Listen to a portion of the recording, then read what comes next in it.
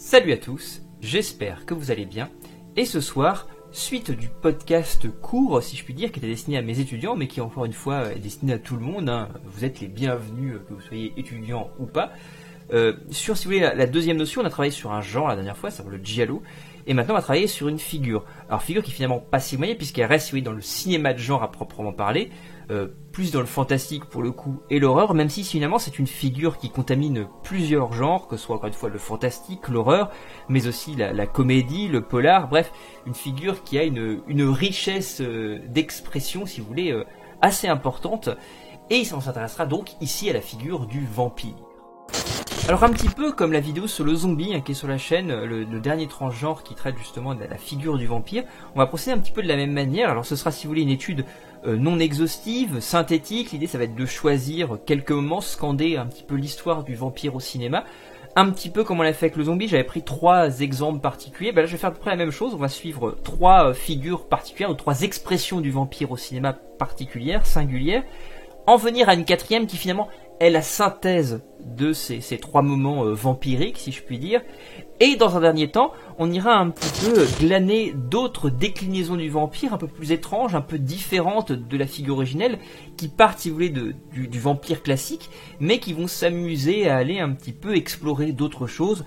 Je pense à Clive Barker, notamment, avec la figure de Frank dans Hellraiser.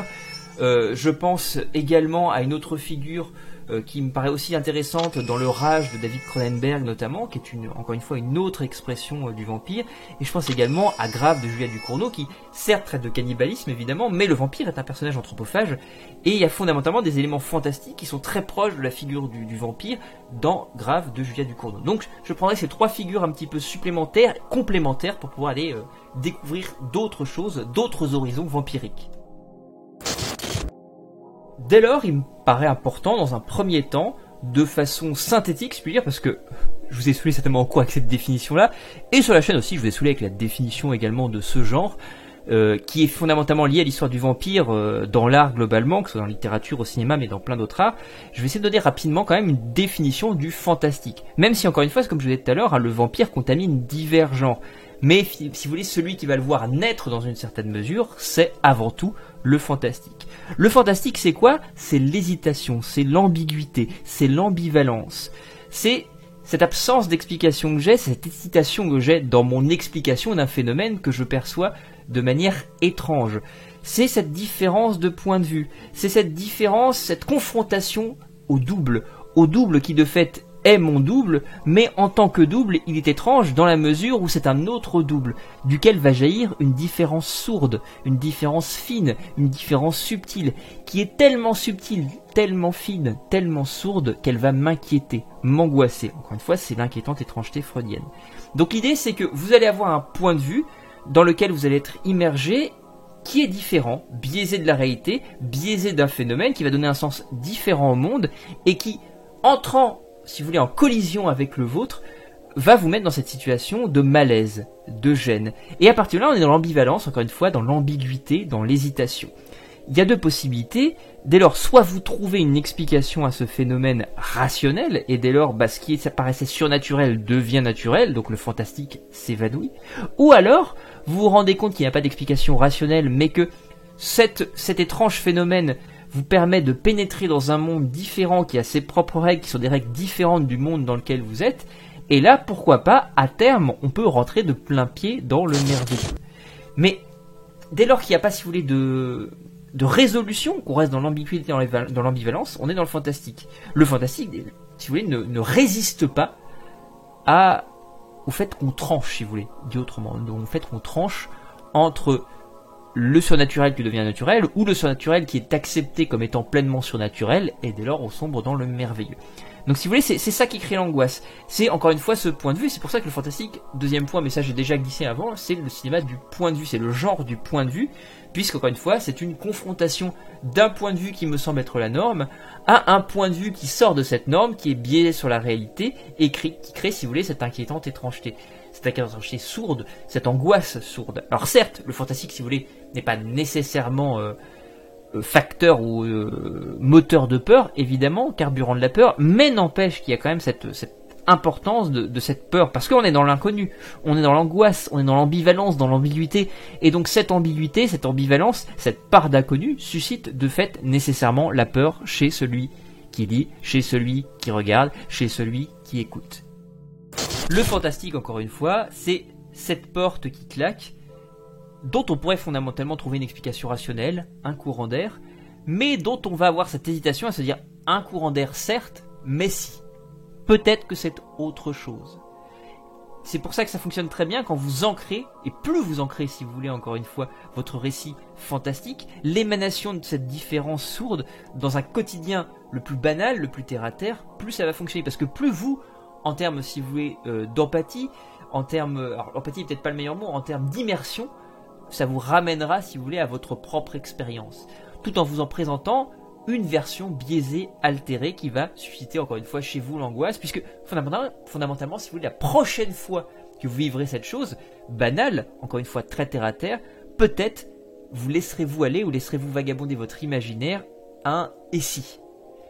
Ah, si vous voulez, cette création d'un espace d'ambiguïté, d'un espace d'hésitation. Donc c'est ça le fantastique, encore une fois, c'est ancrer le plus possible dans le réel pour pouvoir justement donner une sorte de facilité, de concrétude, si je puis dire, de palpabilité, je ne sais pas si palpabilité se dit, mais de ce caractère palpable, si vous voulez, du phénomène étrange et de fait, dès lors, immédiatement inquiétant. Dès lors, puisque nous venons d'introduire sous une manière très générale le fantastique, il me paraîtrait important quand même aussi de revenir sur la définition très simple, très générale du vampire. Le vampire, si vous voulez, je reviens citer d'IA, c'est Nosferatu, c'est le non-mort. Le non-mort, si vous voulez, ça ramène justement à cet état très étrange, un petit peu comme le zombie, fondamentalement. On pourrait poser, si vous voulez, trois figures du revenant, le zombie, le vampire et le fantôme. Mais ce sont trois choses, si vous voulez, trois figures très très différentes. Le zombie, encore une fois, c'est plutôt une figure de la destruction, si vous voulez, d'un ordre symbolique, de la destruction du politique, pour un retour, et pour venir de la philosophie de Thomas Hobbes, c'est un retour à l'état de nature, ce serait plutôt ça le zombie. Même si d'ailleurs il entretient on va dire, ce point commun avec le vampire qu'est l'anthropophagie. Le revenant, il vient plutôt lui rétablir à l'inverse un ordre symbolique, le fantôme, j'entends. Le fantôme, si vous voulez, il a cette dernière quête à assouvir avant de reposer en paix. Il a été victime d'un préjudice symbolique, il va restaurer par la hantise justement ce préjudice symbolique. Le vampire, il va avoir ce truc différent, il est encore dans cette ambiguïté un petit peu comme le mort-vivant, d'être à la fois mort et vivant et ni mort ni vivant, mais il a ce côté-là supplémentaire qui est la sexualité, l'amour, la séduction, chose qui est beaucoup moins présente si vous voulez dans le fantôme. Alors ça ne veut pas dire qu'il ne peut pas y avoir des histoires d'amour, des histoires de sexe, de séduction chez le fantôme évidemment, mais il vient avant tout restaurer cet ordre symbolique, avant tout. Là où le zombie, il y a fondamentalement pas trop ça, même si vous avez effectivement des films de zombies qui se laissent justement aller à ces questions sexuelles qui sont aussi très intéressantes, mais si vous voulez, le vampire a cet état constitutif de poser la question de l'amour, de la séduction et de la sexualité. Ajoutons aussi qu'il y a et c'est assez lié si on en est à cette idée-là, l'amour, la sexualité et autres, en tant que transgression aussi de la sexualité, sur des questions religieuses également, indéniablement, puisque le vampire aussi, c'est aussi un personnage qui est condamné à une malédiction. Malédiction, et ça nous ramène à la question de la contagion, évidemment, je parlais de Cronenberg un petit peu tout à l'heure, mais on en parlera à la fin, c'est-à-dire que c'est un mal, si vous voulez, qui a quelque chose d'un mal métaphysique, d'un mal symbolique, mais qui peut aussi mener à un mal qui est l'autre beaucoup plus concret, un virus, un arbovirus par exemple, on trouve ça dans notamment Blade 2 ou de Guillermo del Toro par exemple. Vous avez cette idée qu'il y a quelque chose un geste qui contamine, que le vampire peut contaminer et condamner même à la même malédiction les individus qu'il choisit de mordre. Notons également, et c'est important de le poser à ce moment-là, que l'ouvrage donc de Bram Stoker, Dracula, qui est quand même l'ouvrage séminal, ça ne veut pas dire que le mythe du vampire n'est pas là avant, mais c'est vraiment l'œuvre qui va asseoir la figure de manière complète, si vous voulez, et qui va être la matrice, si vous voulez, de la littérature fantastique du vampire, et si vous voulez, parce que ça sort en 1897, à peu près au même moment, si vous voulez, que la création des premières œuvres cinématographiques, des débuts du cinéma. Et c'est intéressant parce que d'ailleurs ça va être un des premiers monstres qui va avoir droit de cité dans le cinéma de manière assez récurrente.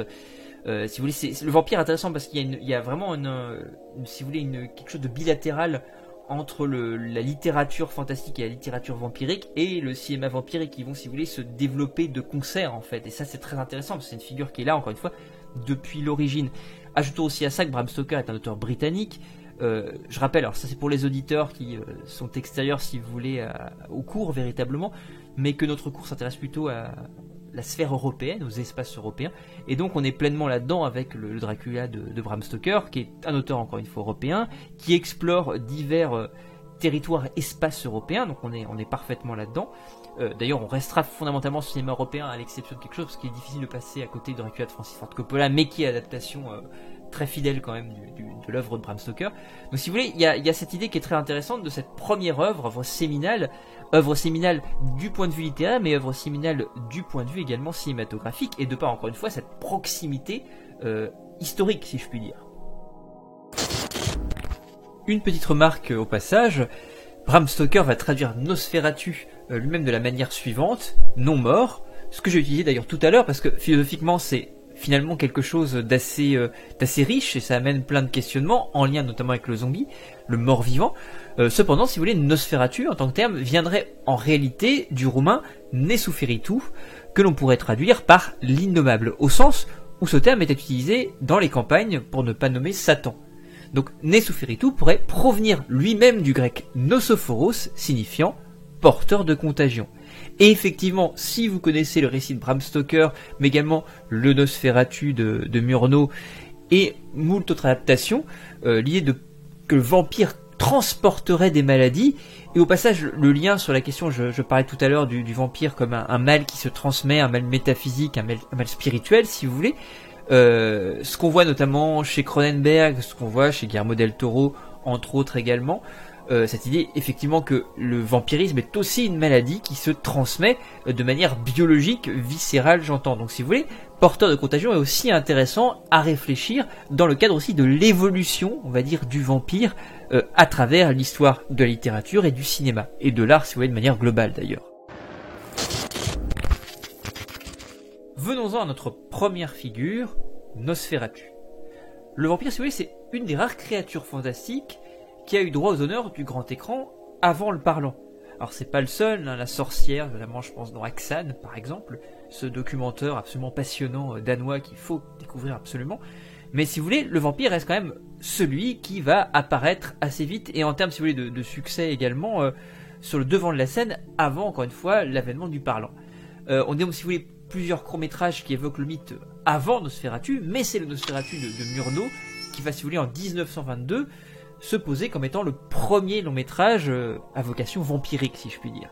Alors, il faut noter au passage que c'est une adaptation libre du roman de Bram Stoker, et c'est ça au passage qui a, dans une certaine mesure, failli empêcher le film de voir le jour, puisque Murnau et son scénariste ont changé, en gros, si vous voulez, toute la toponymie du film, tous les noms des personnages. Cependant, Florence Stoker va leur intenter un procès assez rapidement, puisque le film, encore une fois, est une adaptation de Dracula de Bram Stoker, malgré le fait, encore une fois, qu'il y a eu tous ces changements qui ont permis, si vous voulez, d'en créer, si vous voulez, une adaptation libre de droit.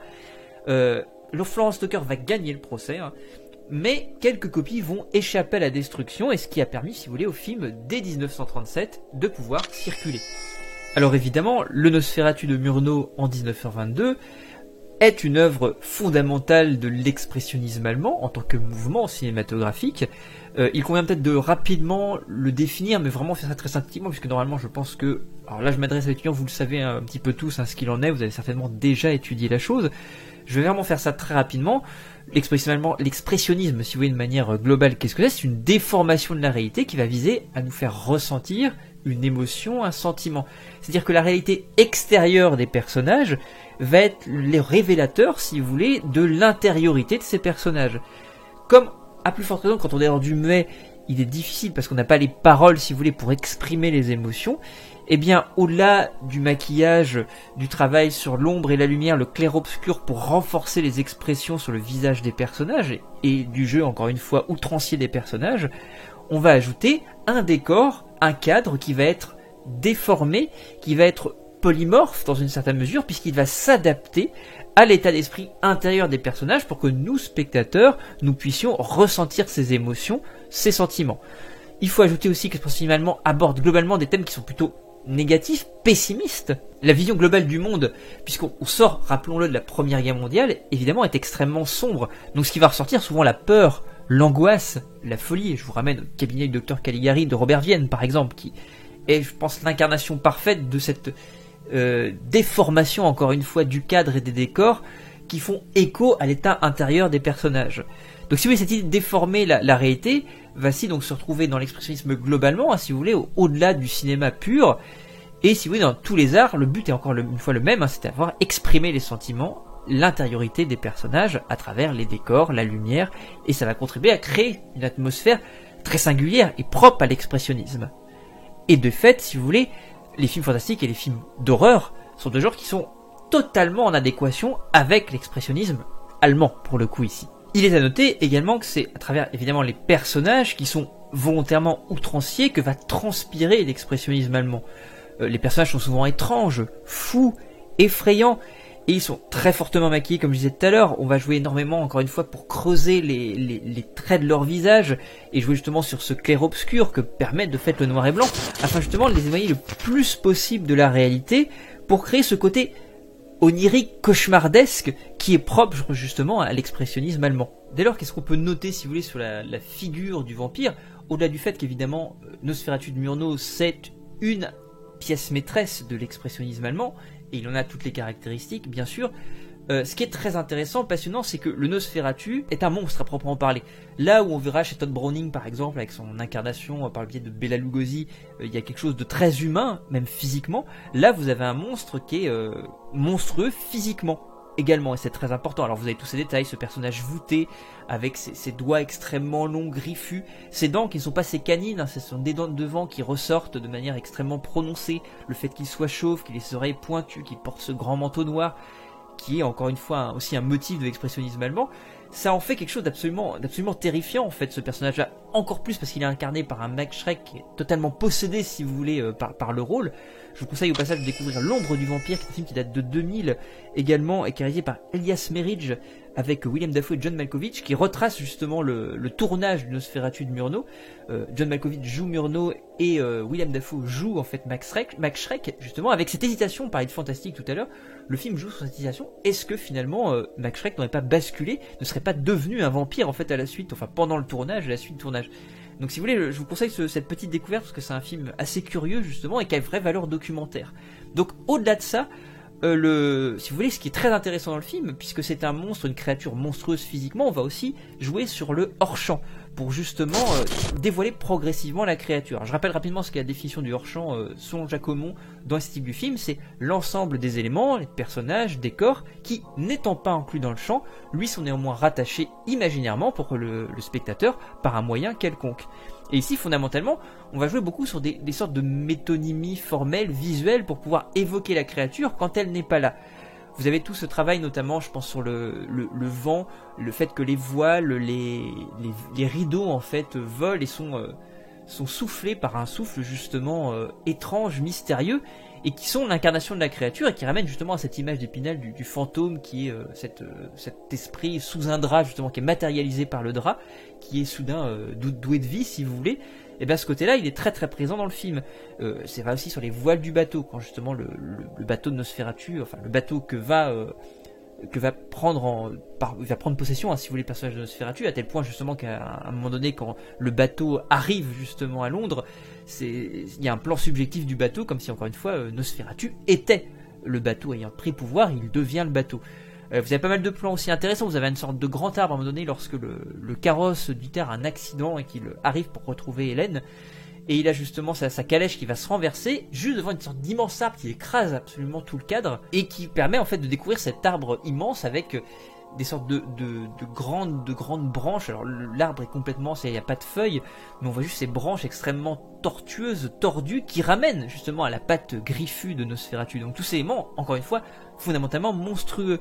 Nosferatu, si vous voulez, dans le film, il est tout le temps là sans être là. C'est une présence-absence. On avait parlé justement lors du thriller. Il est toujours présent, mais ce n'est pas lui qui est dans le cadre. Il est présent par le biais justement de ces métonymies, si vous voulez.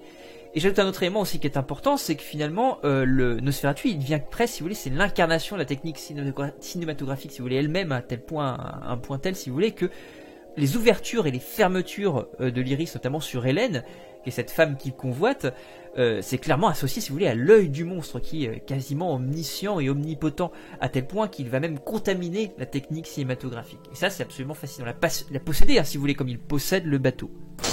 Alors, pour terminer, il faut noter que Nosferatu va inaugurer, si vous voulez, la première période du film de vampire.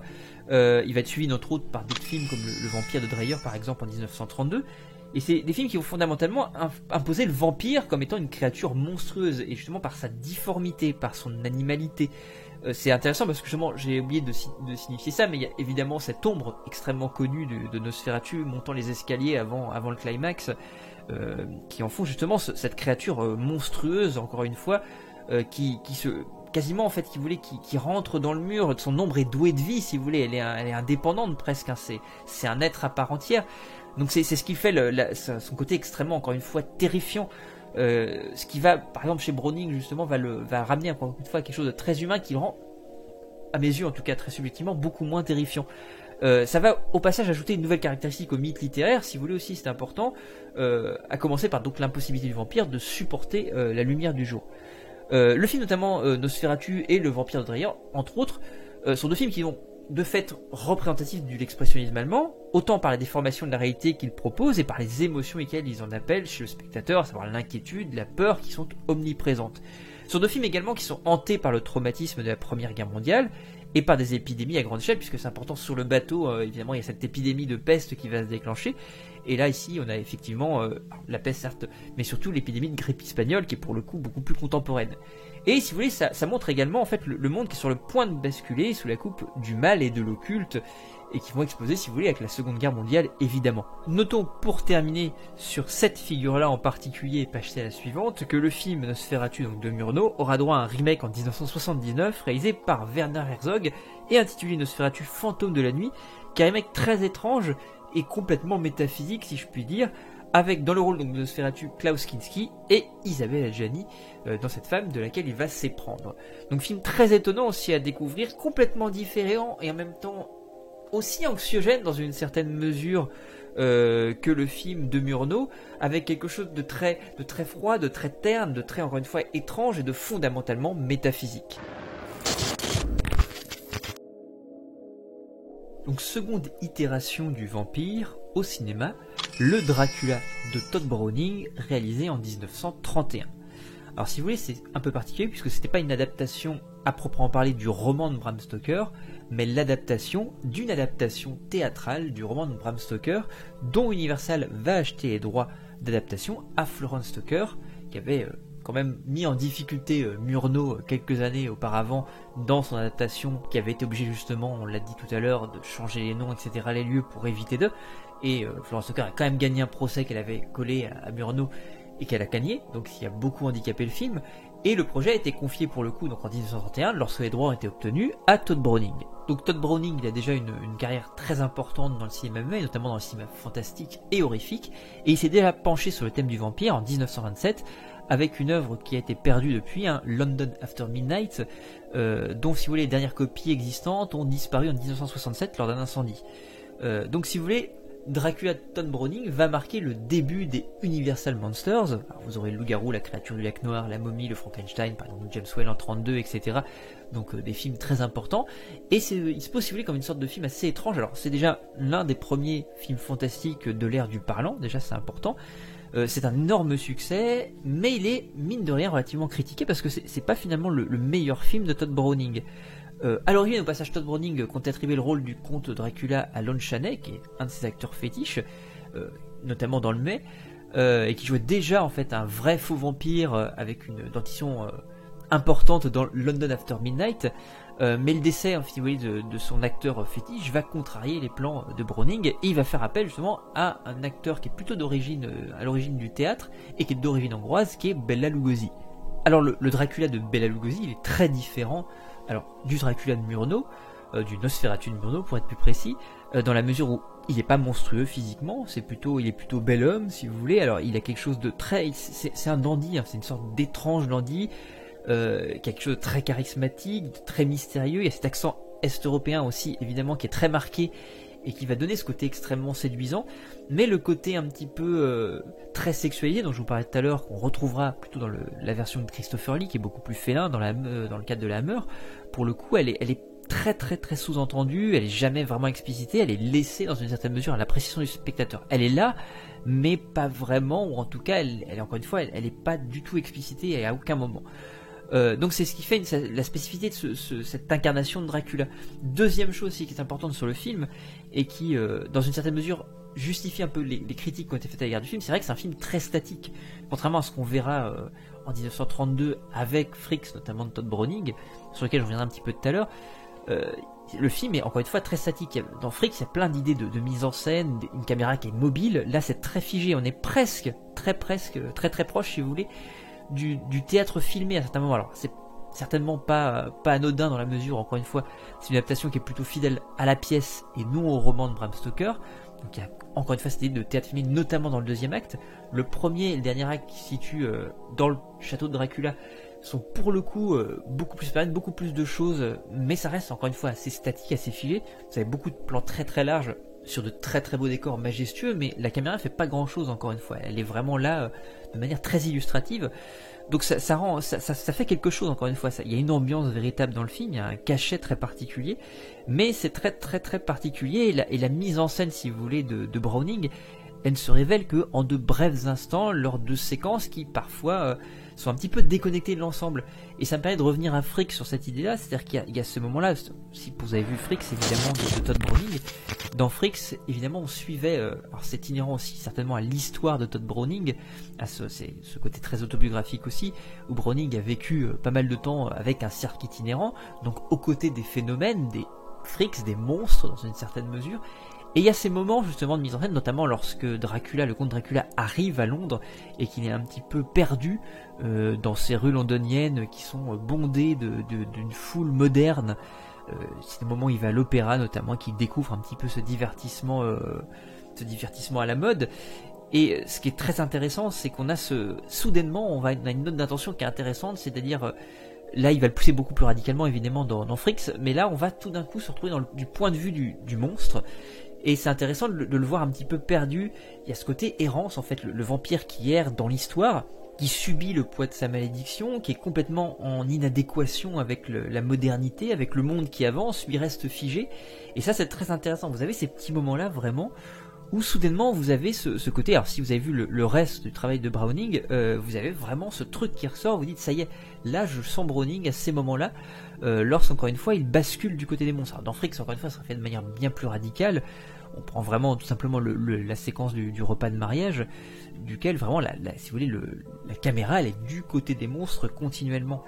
Et la note d'intention de Freaks, c'est au début de vous présenter les monstres comme étant votre normalité, à tel point, donc si vous voulez, on décale la norme, et à partir de là, tout ce qui est normal d'habitude, les genres normaux dans le film, comme vous êtes placé du côté des monstres et que le curseur de la normalité est décalé, et ben les gens qui sont normaux deviennent dès lors anormaux, deviennent monstrueux, là où les monstres sont pour vous votre quotidien, comme il l'était certainement pour Browning lorsqu'il a suivi ce cirque de phénomènes entre autres. Alors quelques petits éléments pour terminer, un petit peu pour prolonger la chose. Il est intéressant de noter en fait, en tant que remarque si vous voulez, ou qu'anecdote, qu'en parallèle du film en fait que tourne Browning, Dracula pour le coup, en 31, George Melford, il va tourner dans les mêmes décors, en alternance jour-nuit, c'est-à-dire quand Browning tourne le jour, Melford tourne la nuit et vice-versa. Une version du film qui est destinée, si vous voulez, au marché hispanophone. Et d'ailleurs, c'est assez curieux de remarquer quand on voit cette version-là de Melford, elle est, en termes de mise en scène, parfois bien plus intéressante que le film de Browning. Donc c'est simplement pour vous dire, simplement pour poser cette idée, elle est beaucoup moins statique en fait, elle est beaucoup plus mobile. Donc c'est un film aussi intéressant à découvrir, à plus forte raison, encore une fois, puisque ça a été tourné dans le même décor, au même moment, et c'est assez intéressant de comparer les deux versions. Pour revenir à la réception, Dracula de Browning, il va connaître quand même un très très gros succès à l'époque, et il va servir, si vous voulez, de modèle à une majorité d'adaptations de Dracula qui vont suivre. Et puis au passage, c'est ce qui va ouvrir finalement les Universal Monsters. Suivront en 1933 notamment le Frankenstein de James Whale. entre autres, mais vous retrouverez la créature du lac noir, etc. Donc cette saga monstrueuse, issue fondamentalement pour la plupart, en tout cas pour une certaine partie de la littérature classique. Donc c'est intéressant d'aller faire un tour après sur cette ouverture-là, parce que ça a ouvert encore une fois cette brèche très intéressante. Dracula, au passage, aura deux suites, la fille de Dracula en 1936 et le fils de Dracula en 1943. Et le fils de Dracula est intéressant puisque c'est le premier film qui va faire voyager en fait le personnage de Dracula, l'histoire, la narration aux États-Unis, en Louisiane, quelques décennies avant que Anne Rice le fasse, en fait, dans une certaine mesure. Lugosi, de son côté, lui va fondamentalement, malheureusement, alors être indissociable du rôle, mais en même temps être enfermé dans ce rôle-là. Finalement, il n'a pas tant joué de vampire que ça, il a joué finalement 5 fois le vampire dans sa carrière, dans Dracula en 31, Mark of the Vampire, qui est un remake sorti en 1935 du London After Midnight, de Todd Browning à l'origine, qui a disparu, comme je vous ai dit, Return of the Vampire, Abbott et Costello meet Frankenstein, et Old Mother Riley meets the Vampire en 1952. Donc voilà dans quoi il va jouer. Malheureusement, encore une fois, il est enfermé dans ce rôle-là. Évidemment, après cette fournée d'Universal Monsters, Universal va finir par épuiser le filon, et il va s'éteindre, en fait, finalement, l'attrait va s'éteindre pour cette saga monstrueuse. Si vous voulez, de son côté, Bela Lugosi va tellement être incapable de se débarrasser de ça, de cette figure du conte qui littéralement lui colle à la peau, qui finira enterré dans la cape de Dracula qui fit sa gloire. Venons-en à la Hammer. Alors il est évident que le cinéma anglais constitue une sphère d'une importance capitale dans l'histoire du cinéma de genre, et particulièrement dans le cinéma d'horreur, et par le biais justement de cette boîte de production qu'est la Hammer, de 1934 grossièrement à 1994, et principalement lors de son âge d'or entre 1955 et 1970. Alors il faut noter évidemment que la Hammer va avoir une grosse période de crise dans les années 80 qui fait qu'elle va produire très peu de choses, ou alors pas de très bons films qui ne restent pas forcément dans les mémoires. Mais notons qu'il y a une réactivation un petit peu récente, alors qui est toute relative, notamment avec des films comme La Dame en Noir en 2008 de James Watkins.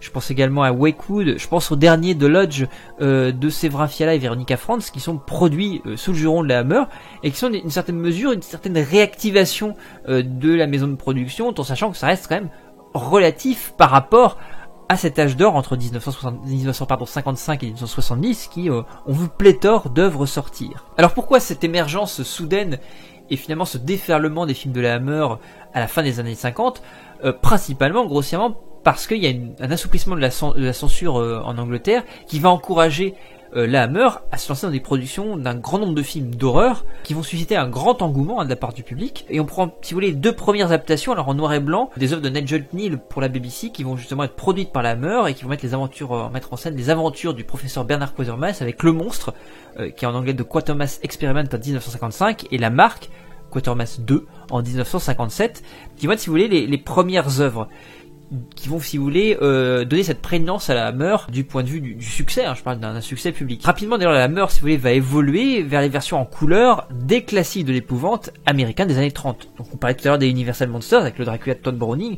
mais ça peut être aussi le Frankenstein de James Whale, etc. Où vous avez justement, la Hammer va se réapproprier ces œuvres-là qui étaient tournées en noir et blanc dans les années 30, et jouer sur la colorisation et tout ce que ça peut apporter. On verra tout à l'heure avec la question notamment du sang pour le vampire, qui est quand même importante, et que la couleur va permettre de mettre en avant et d'en faire, à proprement parler, quelque chose un personnage à part entière.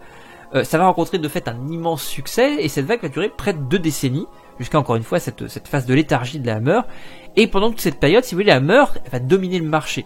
Bien sûr, il y a d'autres sociétés, comme évidemment des sociétés aussi connus, si vous voulez, comme Amicus et Tigon British, qui vont émerger pour concurrencer les studios de la Hammer, mais qui restera finalement hégémonique face à une très grande demande d'un très grand nombre de spectateurs. Alors qu'en est-il du vampire en tant que tel au cœur de la Hammer? On arrive à un moment, finalement, il y a une libération des mœurs, une libération sexuelle qui se profile, et puis l'avènement de la couleur qui est aussi important, qui vont permettre justement au cinéma anglais de pousser un peu plus loin ce qui avait été fait jusqu'à maintenant sur la question du film de vampire, en poussant d'un cran la tension sexuelle. Je rappelle qu'encore une fois, chez Browning, c'était très sous-jacent et c'était vraiment laissé à l'appréciation du public. Là, ça va être beaucoup plus explicité et ça va amener un côté extrêmement subversif. Le vampire, si vous voulez, il va plus se cacher, comme je vous rappelle les séquences où Bela Lugosi mord des jeunes femmes dans Dracula de Todd Browning. C'était souvent sous cape, donc caché de la vue du public. Là, pour le coup, ça va être beaucoup plus explicite et dès lors le sang va couler bien plus, ce sang va couler même je dirais à flot dans certaines œuvres. Je pense que d'ailleurs c'est un parti pris qui est déjà posé dès le cauchemar de Dracula en 1958, où si vous voulez, avant même qu'apparaisse le vampire, vous avez cette imagerie du sang, cette intervention du sang, encore une fois, comme personnage à part entière du film de vampire. Évidemment, Christopher Lee est la figure de proue. Il est beaucoup plus sexuel, il est beaucoup plus félin, là où encore une fois chez Todd Browning on avait plus affaire à une sorte de dandy, certes séduisant, charismatique, mais sans ce côté, cette tension sexuelle présente, ce côté séducteur, tentateur. C'est ce que Christopher Lee fondamentalement va apporter au rôle. Si vous voulez, il va en 1958 interpréter donc Dracula, le cauchemar de Dracula, et c'est en 1966 qu'il va revenir avec Dracula, Prince des Ténèbres. Le studio grossièrement va lui consacrer 9 films au conte Dracula, 7 avec Christopher Lee dans le rôle titre, et 6 avec Peter Cushing qui va être, si vous voulez, la némésis du personnage de Dracula, qui va interpréter le rôle de Van Helsing. Je sais pas si je l'ai dit tout à l'heure pour ce qui est du Dracula de Todd Browning, mais Van Helsing, qui est effectivement la némésis de Dracula et vice versa, c'est un personnage qui avait quelque chose de très très étrange un petit peu chez Todd Browning, parce que il y avait ce côté un peu patriarcal, un peu écrasant de ce personnage-là. Là, c'est très différent. Et si vous voulez, Peter Cushing va lui donner une apparence différente, très subtile, avec un flegme typiquement anglais, avec un côté quasi pince sans rire, hein, qu'on retrouve d'ailleurs Christopher Lee aussi dans une certaine mesure. Il y a ce truc-là un petit peu aussi pince sans rire, très anglais encore une fois. Et tout ça sous la direction de Terence Fisher, qui certainement va réaliser les œuvres les plus intéressantes, les plus importantes de la Hammer. Évidemment, si vous voulez, les deux personnages sont au même niveau, traités encore une fois au même niveau, par encore une fois la prestance, le charisme des deux interprètes, Christopher Lee et Peter Cushing. On vient voir, si vous voulez, quand on va voir un film de la Hammer ou un Dracula de la Hammer, on vient voir, si vous voulez, ce duel entre Christopher Lee et Peter Cushing, puisque à terme, si vous voulez, là où le premier Dracula, le cauchemar de Dracula en 58, se veut une adaptation fidèle au roman de Bram Stoker, là encore une fois chez Browning, on rappelle que c'était une adaptation de la pièce de théâtre adaptée du roman de Bram Stoker. Là, Dracula va devenir une saga, c'est-à-dire que le vampire va renaître systématiquement de ses cendres et, si vous voulez, se retrouver encore une fois confronté à son ennemi juré, qu'est le personnage de Van Helsing. Donc, si vous voulez, on a vraiment ce côté très saga que le studio va finalement aller maintenir longtemps, jusqu'à, dans une certaine mesure, tourner en rond et quelque peu essayer de trouver ses marques, parce que en étant allé trop, en répétant trop la formule, à terme il va falloir changer. Et vous avez effectivement des tentatives d'autres choses au-delà de tous ces films qui interviennent dans la même saga, si vous voulez, de mélanger par exemple Kung Fu et films de vampires. Je pense notamment à un film comme 7 vampires d'or qui mixe les deux, et c'est aussi très intéressant, hein. Ça a un côté assez improbable, assez grotesque, mais finalement c'est une manière de se renouveler qui est plutôt intéressante. Je note un dernier point aussi important, c'est les victimes de Dracula, qui vont aussi être très importantes, qui vont prendre beaucoup de place également. Ce sont des personnages qui sont interprétés par des actrices qui ont une plastique particulière qu'on va mettre en avant. Bon, je pense à Ingrid P, Barbara Steele, Veronica Carlson, Caroline Munro notamment. Fondamentalement, ce qu'on appelle des Scream Queens, hein, ça revient un petit peu à ça, même si on n'est pas dans le slasher à proprement parler. Et encore une fois, cette libération sexuelle, cette libération des mœurs, va amener justement à explorer aussi leur plastique aussi, parce que un petit peu... comme on en parlait un petit peu l'autre fois dans le Giallo aussi, on vient aussi voir ce côté subversif, ce côté sulfureux, ce côté film qui flirte parfois avec l'érotisme pour attirer, si vous voulez, le spectateur également. Qui est aussi intéressant, on va pouvoir se permettre d'aller plus loin dans la violence, mais évidemment dans l'évocation du sexe. Aussi, très chose importante pour terminer, c'est l'esthétique qui est de la Hammer, qui va se poser là comme étant une esthétique très singulière. À travers les décors, les costumes, notamment je pense au travail au studio qui crée vraiment ce côté inquiétant d'étrangeté, où vous savez de fait que les décors sont faits en studio et qui sont d'ailleurs réinvestis de manière régulière pour les diverses œuvres de la saga vampirique, qui vont donner un ton particulier, un ton encore une fois étrange, qui crée cette inquiétante étrangeté, parce que vous savez effectivement que ce sont des décors de studio, mais c'est le décor du fantastique à proprement parler. C'est étrange, ça fait des décors qui ne sont pas réels, parce que justement ça va amener justement à cette, si vous voulez, à cette impression étrange. C'est encore une fois le lieu du fantastique. Donc cette réappropriation par l'Europe, par la Hammer, de ce qui avait été fait jusqu'alors du côté d'Universal, donc chez les Américains, de la figure du vampire en ajoutant érotisme et violence, et encore une fois recrudescence de sang étant donné l'émergence, l'apparition de la couleur, ça va créer une effervescence en Europe en fait. moult réalisateurs d'autres contrées que la Grande-Bretagne vont travailler un petit peu sur ce fantastique matiné de tension sexuelle, allant du côté un petit peu plus sulfureux et pourquoi pas flirtant avec l'érotisme. C'est quelque chose qui va un petit peu fleurir à cette époque-là en Europe. Je pense en Italie évidemment avec Mario Bava, avec sa version des vampires. Vous retrouvez d'ailleurs au passage dans les 3 visages de la peur aussi le segment central, les Ourdoulak, qui pose cette idée aussi du vampire également. Je pense évidemment même dans une certaine mesure au Masque du démon de Bava qui crée quelque chose d'assez similaire en termes d'ambiance. En fait il y a quelque chose, mais avec ce côté transalpin évidemment. Je vous ramène à la question du giallo évidemment dont on a parlé la dernière fois. Faut quand même noter aussi des acteurs comme Christopher Lee vont être des habitués des plateaux italiens notamment à l'époque, vont un petit peu voyager entre Grande-Bretagne et Italie. Je pense qu'il y a Barbara Steele par exemple. C'est des films qui sont pour la majorité évidemment en noir et blanc, mais dont on va justement quand même travailler ce côté sulfureux et travailler notamment sur le corps des actrices qu'on va beaucoup mettre en avant pour créer cet érotisme. En France, vous avez une expression un petit peu plus surréaliste de ça avec Jean Rollin, qui passe son temps justement à jouer sur cette dichotomie héros et Thanatos, et qui bascule vraiment dans quelque chose de beaucoup plus érotique, encore plus, si vous voulez, qui va aller beaucoup plus loin, avec notamment Le viol du vampire, La nuit des horloges, qui est son film terminal, si vous voulez. Rollin, malheureusement, est pas forcément très apprécié en France, où il est considéré plutôt comme un mauvais metteur en scène, mais n'empêche que autre part, à l'extérieur de la France, à l'extérieur de l'Hexagone, c'est un réalisateur qui a plutôt une bonne réputation, qui est très singulier fondamentalement. Il y a plein de choses ratées chez Jean Rollin, il y a plein d'idées qui fonctionnent pas, mais quand on les revoit avec un petit peu de recul, c'est des films qui sont intéressants, c'est une tentative justement, et c'est une tentative d'autant plus intéressante que Jean Rollin va très loin, en fait, pousse beaucoup plus loin en fait l'érotisme. L'Espagne également, avec des gens comme Jesus Franco par exemple, avec des films comme Vampiros Lesbos, qui sont des films intéressants aussi, puisqu'ils vont arriver dans des contrées où on flirte maintenant, on est avec l'érotisme, et là on va flirter avec la pornographie, et donc c'est des approches qui sont plutôt intéressantes, qui amènent justement aussi une thématique importante qui est on va dire l'approche saphique du vampire. Et je vais vous le conseiller à la fin, mais je vais en reparler maintenant aussi. Les Lèvres rouges d'Harry Kumel par exemple, pour un autre film, alors pour le coup belge, où justement vous avez cette incarnation, alors par le biais du mythe de la comtesse Elisabeth Bathory, évidemment, mais d'une manière un petit peu différente. Je vous en reparlerai de toute façon à la fin, où justement le vampire devient encore une fois un espace de fantasme saphique, d'histoire d'amour saphique, donc entre deux femmes de fait lesbiennes. Et c'est ça qui en fait des films, alors, Les Lèvres rouges en particulier, un film étonnamment, alors qui sort en 71, étonnamment féministe, d'une puissance féministe assez dingue, et en plus qui est esthétiquement d'une beauté absolument fulgurante. Donc je vous en reparlerai de toute façon à la toute fin, lors de l'ouverture de cette œuvre-là, Les Lèvres rouges, que j'ai découvert au Festival des Bobines de l'étrange, justement à Saint-Renan. Donc un superbe film, je crois que certains d'entre vous étaient là de toute façon parmi les étudiants, donc qui ont pu découvrir cette œuvre complètement inclassable et étrange, entre érotisme et fantastique. Une œuvre absolument inclassable et étrange, mais ô combien fascinante. Alors venons-en à cette synthèse, le Dracula de Francis Ford Coppola en 1992, film très important évidemment, et il est intéressant, et c'est pour ça que je voulais vraiment l'évoquer sous cet angle-là, sous la forme de cette synthèse encore une fois, de ces 3 moments vampiriques qu'on a vus avant, à savoir la version de Murnau, la version de Todd Browning et la version de la Hammer.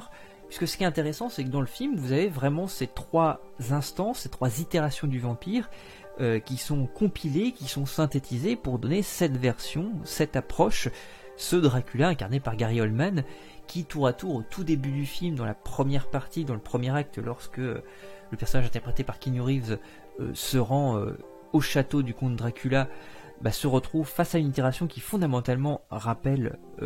mais vraiment esthétiquement et dans la manière également dont la créature se meut, parce que je parle de créature, de monstre, il a fondamentalement ce côté monstrueux, le Nosferatu de Murnau.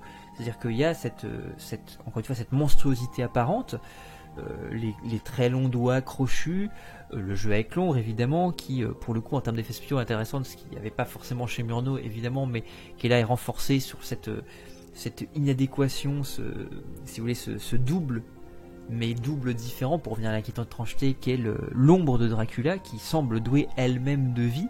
Quand Dracula n'est plus dans la pièce, l'ombre continue à y être, et quand il est encore dans la pièce, elle bouge, elle se meut de manière différente, de manière divergente. Donc c'est hyper intéressant, et encore une fois vous avez ce physique de vieil homme, les doigts c'est important également, extrêmement crochu, donc il y a ce côté extrêmement monstrueux en fait. Et ça, c'est cette première itération auquel fait écho le film de Coppola. Deuxième chose, vous avez ce Dracula très dandy, qui va être Dracula lorsqu'il arrive, lorsqu'il advient. Alors bien sûr, le film justement va vous montrer les métamorphoses entre ces différentes phases, si je puis dire. Lorsqu'il arrive pour le coup à Londres, qui pour la première fois il va aller justement voir le cinématographe, ce qui fait d'ailleurs immédiatement écho à la séquence du Dracula de Todd Browning où lui va à l'opéra pour le coup. Donc là c'est aussi important quand même de situer cette idée que c'est une adaptation qui est très très fidèle à Bram Stoker pour ce qui est de Coppola. Donc vous avez cette séquence là qui d'ailleurs est très intéressante puisqu'elle est filmée avec ce cachet de très vieux films également. Alors c'est pas en noir et blanc, c'est en couleur quand même. Mais vous avez ce mouvement d'accélération, ce visuel, le bruit de la pellicule derrière, donc vous avez ce côté-là au début de cette séquence, avant que cette séquence, c'est le long d'un travelling d'ailleurs, le travelling qui va progressivement vous donner une image beaucoup plus moderne. Donc vous avez cette idée de la transition de l'histoire du cinéma et du vampire à travers l'histoire du cinéma. Donc vous avez cette seconde partie où, encore une fois, il est dandy, il est séducteur, il est charismatique, il y a cet accent évidemment qui est repris aussi, puisque de fait Dracula vient d'Europe de l'Est, donc vous avez cet accent également qui fait fortement écho, que prend Gary Oldman, qui fait très très fortement écho évidemment au Dracula de Todd Browning incarné par Bela Lugosi. Donc vous avez vraiment ce travail encore une fois sur la manière de parler anglais et sur cet anglais qui est encore une fois qui a le phrasé d'Europe de l'Est, ce qui fait quelque chose en termes de sonore d'assez génial, qui ramène encore une fois immédiatement à Bela Lugosi. Et puis vous avez ce vampire beaucoup plus sexualisé, cette incarnation du sang aussi, qui est un personnage à part entière, qui n'apparaissait pas chez Todd Browning, qui n'apparaissait pas chez Murnau, et là le sang voilà est là, il est présent et c'est un personnage. Et vous avez évidemment cette sexualisation aussi beaucoup plus outrancière qu'il y a qu'on retrouve pour le coup dans le Dracula, enfin l'incarnation de Christopher Lee, avec ce côté beaucoup plus félin, beaucoup plus sexuel, avec les nombreuses scènes de sexe assez explicites, notamment par exemple je reviens sur le Dracula de Todd Browning, où vous aviez les maîtresses de Dracula dans le château, mais le côté sexuel était complètement expédié ou vraiment très sous-entendu, vraiment mis très très sous terre. Là pour le coup c'est beaucoup plus clair, vous avez une scène érotique justement qui verra d'ailleurs premier rôle de Monica Bellucci au cinéma, avec Keanu Reeves qui se fait agresser par les 3 maîtresses de Dracula. Donc vous avez tous ces éléments là qui sont là présents, avec pas mal d'éléments un petit peu tendus, un peu glauques, un peu morbides. Je pense notamment à Dracula qui apporte, qui fait pareil ouvertement référence à la séquence que vous avez dans le Dracula de Todd Browning, sauf que là il apporte à ses maîtresses un bébé, ce qu'on retrouve d'ailleurs le truc avec l'enfant, on retrouve ça avec le personnage de Lucie aussi qui rentrant dans son caveau va venir avec un enfant. Donc vous avez des choses beaucoup plus tendues aussi qui sont très intéressantes. Vous avez évidemment aussi le personnage de Van Helsing qu'on retrouvait aussi chez Todd Browning, qui était une sorte de figure un peu étrange du patriarcat chez Browning, et c'était assez curieux. Là vous avez un personnage qui est beaucoup plus... Alors c'est Anthony Hopkins, donc évidemment il est dans un rôle qui pour le coup il y a un peu de cabotinage, mais ça fonctionne très très bien. Donc vous avez ce personnage aussi qui prend beaucoup d'importance, qui était finalement peu présent chez Murnau, qui avait une présence très très forte dans le Todd Browning, et évidemment qui avait une présence très forte à la Meur avec l'incarnation de Peter Cushing. Donc vous avez tous ces trucs là en fait, et vous avez vraiment un mix très intéressant avec des choses qu'on voyait peut-être un peu moins avant aussi, qui sont beaucoup plus en avant, les transformations animales de Dracula, le loup, cet homme chauve-souris, enfin cette chauve-souris humanoïde aussi que vous avez à un moment du film.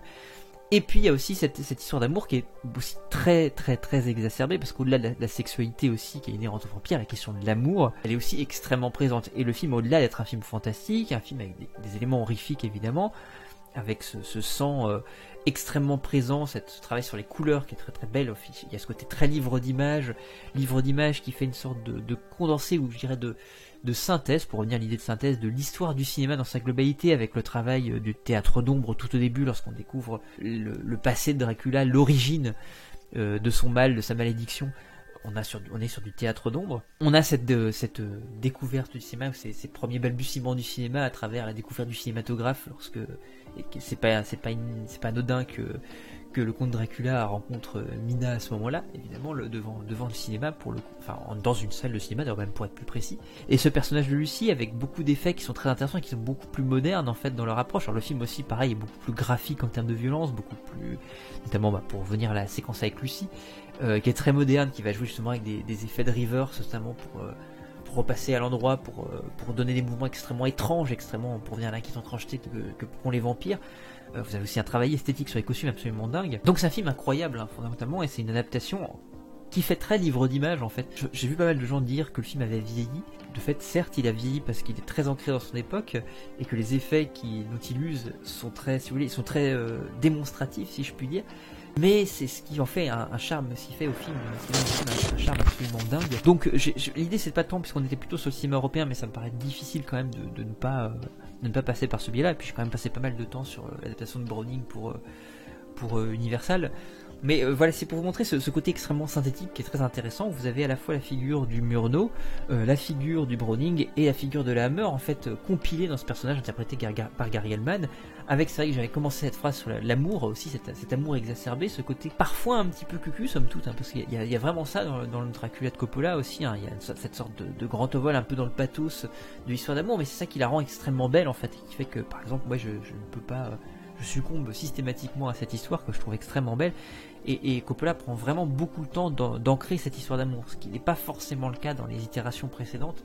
C'est peut-être son ajout, si vous voulez, supplémentaire au mythe, c'est d'exacerber encore une fois cette relation amoureuse entre Mina et Dracula, de la rendre finalement très innocente en comparaison finalement à toute la violence qui est autour, à toute l'horreur qui est autour, à toute justement cette sexualisation aussi exacerbée. On a cette idylle qui est finalement très belle parce que justement très pure.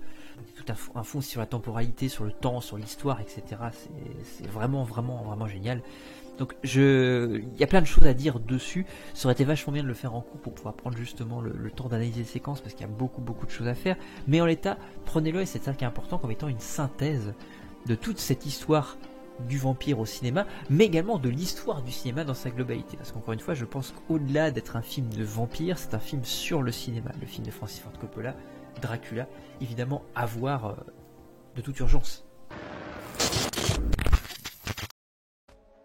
Pour terminer, et évidemment c'est là que je pars en vrille, vous savez, je vais vous donner 3 exemples, alors à travers un genre différent, qui est pour le coup le body horror, de la figure du vampire, un petit peu transformée, modifiée, une sorte de mutation de cette figure, et c'est pas anodin que je parle de mutation, puisque l'idée c'est de s'attarder sur 3 œuvres, mais vraiment encore une fois, très rapidement, c'est plus de l'ordre du conseil, avec 2-3 pistes de réflexion, sur des films qui appartiennent au genre du body horror, qui est un genre que moi j'affectionne pour le coup particulièrement, avec évidemment le maître en la matière dans un premier temps David Cronenberg, avec un film qui s'appelle Rage.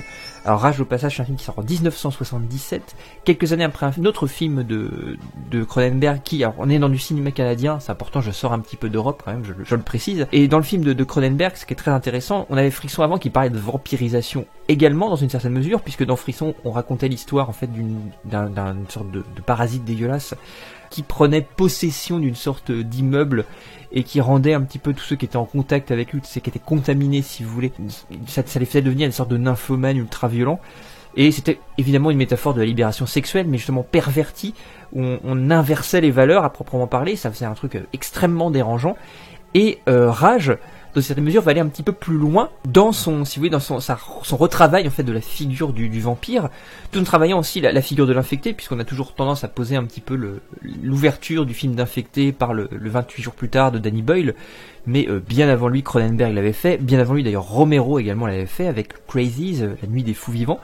Donc il y a un petit peu ce côté-là, il y a ce côté infecté, puisque bon, l'histoire est très simple, vous suivez une jeune femme qui a un accident de moto, et qui va devoir avoir recours à une greffe, alors une greffe expérimentale, et la greffe fonctionne dans un premier temps, et elle fonctionne d'ailleurs plutôt bien, il n'y a pas de rejet, sauf que ce qui va se passer, c'est que cette jeune femme va découvrir que soudainement, après cette greffe, son corps va se retrouver modifié à certains endroits, et notamment sous son aisselle, il va y avoir une sorte d'orifice qui va apparaître, assez vaginal d'ailleurs, et une sorte on va dire de dard va en sortir, et elle va devoir se retrouver avec une faim de sang irrémédiable, et elle va se mettre encore une fois par ce biais de ce dard à piquer les gens pour pouvoir pomper leur sang, si je puis dire, et à partir de là les gens qui vont être mordus, on va prendre le terme un peu plus consacré aux vampires, qui vont être piqués, si je puis dire, vont se retrouver à devenir des êtres hyper violents, victimes si vous voulez d'une forme de rage extrêmement brutale, un petit peu comme dans 28 jours plus tard dans une certaine mesure. Donc vous avez ce mix entre film d'infecté et film de vampire, tout ça lié à des questions, puisqu'on a du body horror, et chez Cronenberg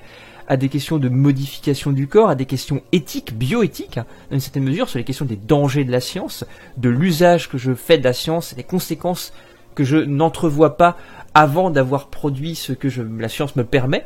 Donc fondamentalement des questions de prudence, et c'est un film absolument passionnant, extrêmement bizarre, qui va mettre en scène aussi une autre créature filmée qui est dans le folklore aussi du fantastique et de la SF, qui est le scientifique, vous savez, ce scientifique en combinaison qui le protège, qui l'isole des parasites extérieurs, des virus extérieurs, chose qu'on avait déjà chez Romero, et qui est un petit peu comme le médecin de peste, si vous voulez, dès lors qu'il a revêtu sa combinaison, n'a plus rien d'humain en fait, et devient également un monstre. Donc vous avez tout ce travail-là qui est très intéressant, et puis on est chez Cronenberg, donc il y a toujours ce côté extrêmement sexuel, des choses extrêmement charnelles, comme ce qu'on trouve effectivement chez le vampire. Et quand je parle de charnel, on parle évidemment de sexualité, mais de chair de manière globale, ce qui est très présent chez Cronenberg, je l'appelle la nouvelle chair dans Vidéodrome. Et là vous avez déjà ça en fait, déjà les balbutiements de cette nouvelle chair qui va progressivement être conceptualisée par Cronenberg. Et ce qui est très intéressant d'ailleurs également à ajouter dans le film donc Rage, c'est évidemment son approche de la contagion aussi, qui est quelque chose de très très présent chez Cronenberg, qui va d'ailleurs muter avec le temps pour venir une sorte de contagion par le mal à proprement parler, mais un mal beaucoup plus conceptuel, beaucoup plus abstrait. Là on est sur la contamination par un mal, par un virus, qui est le virus, qui est cette chose, cette créature qui est à la fois partout et nulle part, qui est à la fois multiple et un, et qui peut encore une fois se diviser continuellement avec tout en ayant une certaine forme d'unité produite par encore une fois ce besoin de survivre, ce besoin de persévérer dans son être, et puis le lien aussi également avec cette idée qu'on a chez Spinoza au passage, que mon corps obéit à des lois qui me sont complètement étrangères.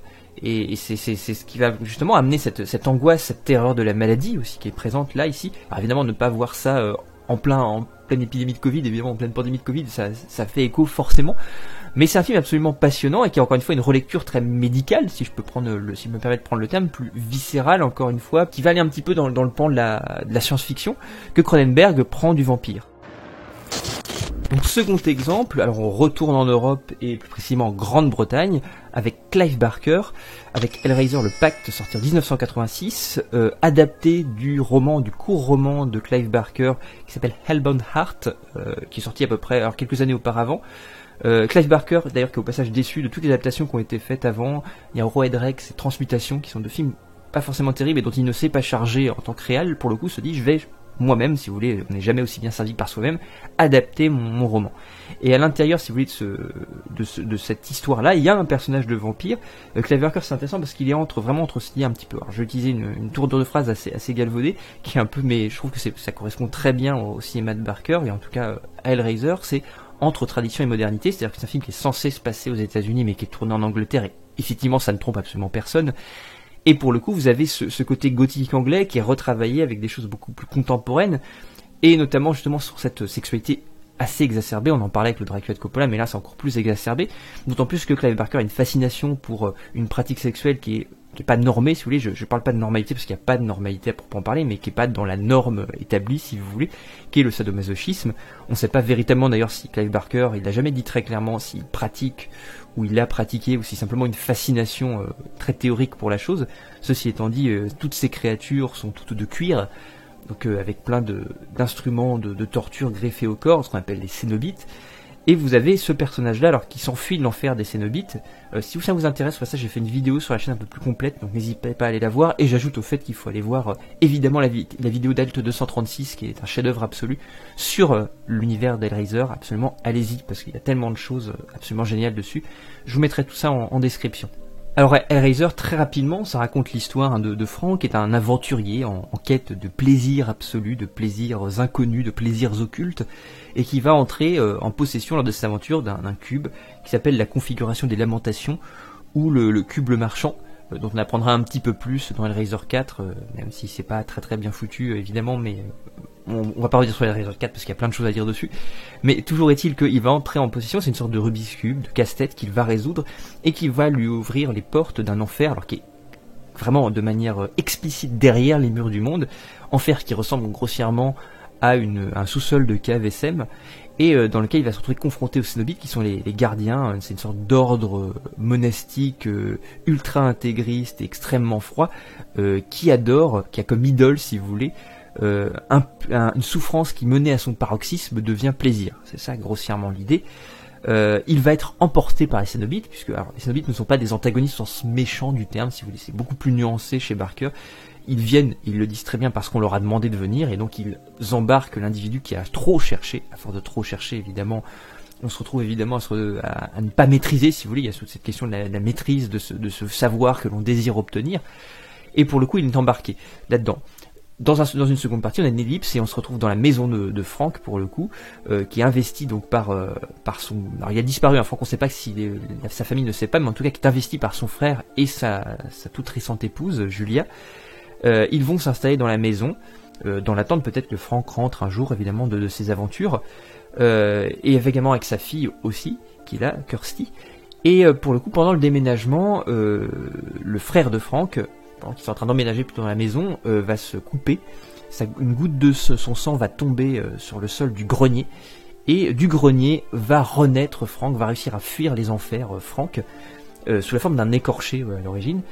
Et Julia, qui, et on va l'apprendre au fur et à mesure, a eu une idylle avec Frank.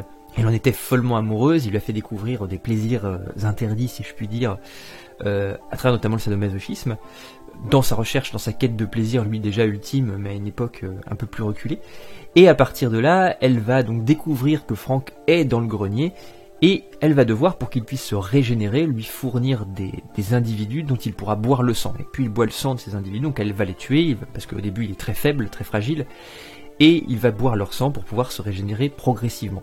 Donc vous avez vraiment cette figure du vampire, mais qui est retravaillée déjà physiquement, puisqu'il a le physique d'un écorché, chose qui est très importante esthétiquement, qui est un motif esthétique que vous retrouverez très souvent dans Hellraiser, notamment dans le 1 et le 2, après puisqu'on s'éloigne de Barker, et que c'est plus Barker qui est vraiment aux commandes, mais Anthony Cox par exemple pour le 3e déjà, et puis le film va déjà voyager aux États-Unis avec le 3, donc ce sera très différent. Mais en tout cas dans le 1 et le 2, réalisé par Tony Randall, mais avec une très très forte pression derrière de Clive Barker, le film va rester dans cette idée avec ce motif esthétique de l'écorché, et qui est un vampire de fait. Donc c'est une relecture du vampire très différente, encore une fois très sexuelle, très exacerbée, avec cet ajout du sadomasochisme qui est toujours très présent chez Barker. Et c'est une découverte aussi très intéressante. Alors le film est fascinant sur plein de trucs. Je reviens pas sur la puissance diégétique du film, parce qu'il ouvre sur une sorte d'univers qui est Hellraiser, qui sera ouvert notamment dans Hellraiser 2, qui est absolument dingue. Et on y retrouvera notamment Frank aussi, avec ses séquences dingues, avec plein d'écorchés sur des lits, dans une sorte d'enfer qui est son enfer à lui. C'est absolument dingue cette découverte de ce qu'il y a derrière les murs du monde. Et donc pour le coup, voilà, vous avez une autre itération du vampire, très différente physiquement, mais si vous voulez, qui bizarrement en fait revient finalement à peu près au même sur plein de points. En fait, vous avez beaucoup de choses qui témoignent vraiment du mythe classique du vampire, mais qui est transformé esthétiquement, qui est certes beaucoup plus violent, encore une fois beaucoup plus graphique et beaucoup plus sexuel et charnel, puisque fondamentalement Hellraiser c'est aussi l'histoire d'un triangle amoureux. Je parlais de passion, de sexe, etc. dans le cadre du vampire, mais il y a aussi des idées d'amour, et c'est une histoire de triangle amoureux, puisque vous avez encore une fois le frère de Frank qui est l'amant, et Julia qui est la nouvelle femme et qui couchait justement avec Frank. Vous avez un triangle amoureux très simple. Donc on pourrait dire que c'est tellement une sorte de théâtre de boulevard horrifique dans une certaine mesure, puisque l'amant est caché, alors pas dans le placard, mais caché dans le grenier. Ce qui ramène aussi au Black Christmas de Bob Clark, avec cet intrus qui est caché, qui tue et qui est planqué dans le grenier. Donc c'est intéressant, voilà, vous avez plein de ponts à faire qui sont très très intéressants avec ce film-là, et avec le vampire classique, tout en travaillant justement une modernisation absolument passionnante. Dernière itération, française cette fois-ci, sortie en 2016, Grave de Julia Ducournau. Alors film étrange parce qu'effectivement on pourrait considérer que c'est un film de cannibale, si vous voulez, qu'on pourrait rentrer dans le cannibale flic, mais c'est aussi, par ses aspects typiquement fantastiques, notamment tous les phénomènes de corps que va avoir le personnage principal quand elle ne tarit pas sa faim, ramène évidemment à la question du vampire, et quand elle a mangé, elle se sent beaucoup mieux. Il y a quelque chose d'assez intéressant là-dessus, notamment son corps au passage se flétrit quand elle se nourrit pas de sang et de chair. Donc ça c'est intéressant parce qu'on est quand même dans une relecture. Alors ça fait au plus écho au Rage de David Cronenberg, puisque de fait Julia Ducournau n'a jamais caché sa fascination et sa passion pour Cronenberg, notamment pour La Mouche, qui est semble-t-il l'un de ses films préférés, tout réalisateur confondu. Donc il y a vraiment encore une fois ce côté un petit peu petit Cronenberg illustré qu'elle a bien lu et qu'elle a bien mis en pratique. C'est d'ailleurs assez drôle de voir que il y a l'an dernier ou il y a 2 ans, il y a un remake, alors qui est pas dingue mais pas inintéressant, de Rage, qui a été réalisé par les frères Soska, qui sont donc 2 Canadiennes également. Et ce qui est très intéressant, c'est que finalement ce remake de Cronenberg citait également Rage dedans. Donc vous aviez cette version de Rage avec une séquence totalement où l'héroïne mangeait une viande crue qu'elle avait à l'intérieur de son frigo, et qui faisait effectivement directement écho au film de Julia Ducournau. Donc ce qui est intéressant, bon, je pense que je fais très rapidement le synopsis, hein. Vous suivez donc une jeune étudiante en vétérinaire, en école vétérinaire qui, lors d'un bizutage, alors elle est végétarienne, sa famille est végétarienne, et elle va manger, on va lui faire manger pour un bizutage un rein de lapin. Et à partir du moment où elle va goûter cette viande, elle va se trouver avoir une faim de viande, de chair, mais évidemment cette faim de chair va devenir une faim de chair humaine. Et donc à partir de là, elle va se retrouver alors confrontée à la question du désir, de la pulsion, puisque c'est un film avant tout sur le désir charnel dans les deux sens du terme, c'est-à-dire autant sexuel que de la chair en tant que nourriture, si je puis dire. Et ça c'est très très intéressant, c'est très bien foutu sur la question aussi du passage à l'adulte, du changement par le biais de la puberté. Mais il y a des visuels en fait qui sont très vampiriques. Alors déjà parce qu'effectivement il y a des phénomènes de corps, son corps se flétrit comme le vampire a le corps qui souffre et qui se flétrit quand il ne tarit pas encore une fois sa faim.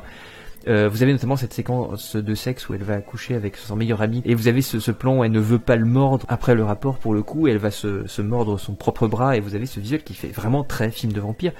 Donc vous avez plein de rappels visuels aussi, en film de zombies d'ailleurs, à certains moments il y a deux trois visuels qui font aussi très Romero sur les bords quand même, et c'est assez passionnant parce que c'est fondamentalement un film qui parle de tout le fantastique globalement, mais encore une fois le mythe du cannibalisme, là où il pourrait être traité de manière extrêmement terre à terre et rigoureuse, c'est pas vraiment le cas. Il y a beaucoup d'éléments fantastiques et oniriques dans le film, ce qui en fait véritablement, encore une fois, un film de vampire, qui n'est pas un film de cannibale au sens très basique que vous pourriez avoir dans Cannibal Holocaust ou tous les cannibales fixes des années 70 italiens, où il n'y a pas cette once de fantastique, il n'y a pas encore une fois de lien entre la force, le pouvoir que l'individu va tirer de ce qu'il est en train de manger, de ce qu'il a mangé. Là vraiment vous avez ce lien quasi magique, si je puis dire, je vais mettre ça entre guillemets, entre le fait d'avoir mangé et d'avoir consommé de la chair humaine et l'état dans lequel on va se retrouver après, et l'état dans lequel on est lorsqu'on ne la consomme pas. Donc c'est un film assez étonnant, moi j'aime beaucoup ce film-là, qui est très touchant sur plein de points, c'est-à-dire que au-delà du côté assez violent, assez dur, assez trash de certaines séquences, c'est un film qui est très beau, c'est notamment une très belle histoire d'amour entre deux sœurs aussi qui vont se retrouver. Donc c'est vraiment encore une fois un très beau film, alors avec ce côté évidemment très auteur, si on entre guillemets, un peu poseur parfois évidemment. Mais il y a un côté un peu cheval de Troie, c'est-à-dire le film a eu d'ailleurs plus de succès aux États-Unis qu'en France, ça c'est assez curieux.